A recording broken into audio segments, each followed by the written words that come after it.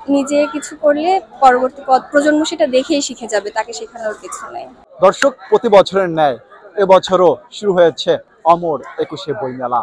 একজন বইপ্রেমী মানুষের সঙ্গে দেখা হয়েছে, কথা বলবো তার সাথে বিভিন্ন বিষয় নিয়ে। চলুন তার পরিচয় জেনে নেওয়া যাক। আমার নাম তানজিনা তাসমিন বিথি, আমি এসেছি ধানমন্ডি 32 থেকে।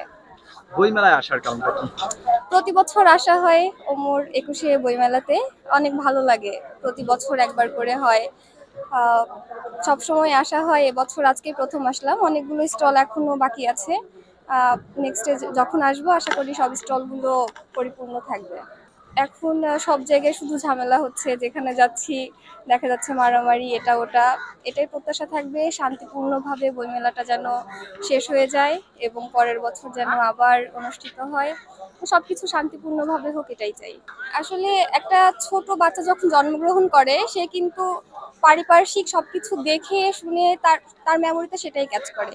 এখন আমার যে আমার পরবর্তী যে প্রজন্ম হবে, আমি অবশ্যই চেষ্টা করব, আমি নিজে যেটা করব সে আমাকে সেটা ফলো করবে।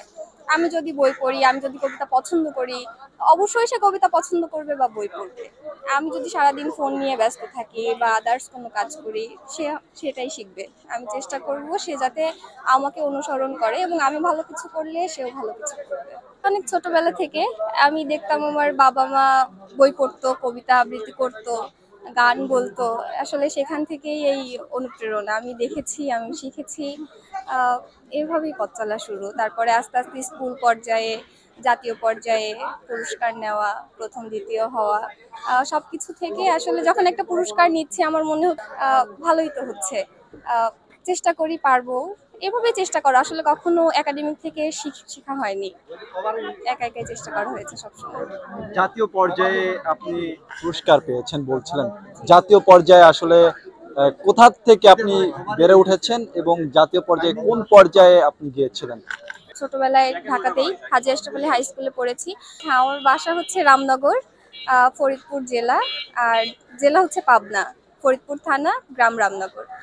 সেখানেই আর কি বিভিন্ন প্রতিযোগিতায় অংশগ্রহণ করা হয়েছে। জাতীয় পর্যায়ে ফরিদপুর থেকে যখন আমরা জেলা পর্যায়ে যাই, তখন পাবনাতে প্রতিযোগিতা হতো। তখন দ্বিতীয় হওয়ার কারণে আর কি বিভাগ পর্যায়ে আর যাওয়া হয়নি। জেলা পর্যায়ে পুরস্কার পাওয়া হয়েছে পাবনাতে। আমি যদি একাডেমিক থেকে শিখতাম, মনে হতো যে আসলে অনেক অনেক দূরে যাব কিংবা, কিন্তু আসলে আমি যা ছিল সম্পূর্ণ নিজের চেষ্টায় ছিল, যার কারণে যতটুকু গেছি আলহামদুলিল্লাহ, আর লাগবে না। বই পড়লে অনেক জ্ঞান অর্জন হবে এবং আপনাকে দেখেই যেহেতু পরবর্তী প্রজন্ম শিখবে, তাই বলবো যে নিজে কিছু করলে পরবর্তী প্রজন্ম সেটা দেখেই শিখে যাবে, তাকে শেখানোর কিছু নেই।